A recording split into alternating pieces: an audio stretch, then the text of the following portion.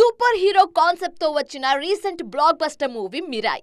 తేజ సజ్జా హీరోగా కార్తిక్ ఘటమనేని తెరకెక్కించిన ఈ సినిమాకు థియేట్రికల్ రన్ లో మంచి వసూళ్లు వచ్చాయి. ఇంత పాజిటివ్ బజ్ ఉన్న ఈ సినిమా జస్ట్ 28 రోజుల్లోనే ఓటీటీ ఆడియన్స్ ముందుకు వచ్చేస్తోంది.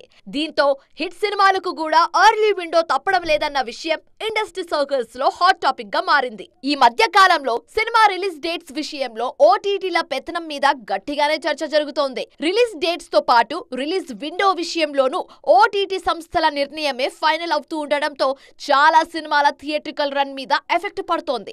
ఇన్నాళ్లు ఫెస్టివల్ సీజన్స్ కు రిలీజ్లు ప్లాన్ చేసుకున్న మేకర్స్ ఇప్పుడు ఓటీటీ రిలీజ్ డేట్స్ ప్రకారం సినిమా విడుదల ప్లాన్ చేసుకోవాల్సి వస్తోంది. రిలీజ్ కు ముందే ఓటీటీ డీల్స్ ఫైనల్ అవుతూ ఉండడం, ఆ ప్రకారమే థియేట్రికల్ డిజిటల్ రిలీజెస్ చేయాల్సి రావడంతో థియేటర్లో మరింత స్కోర్ చేసే సత్తా ఉన్న సినిమాలను కూడా ముందే ఓటీటీలో రిలీజ్ చేయాల్సి వస్తుంది.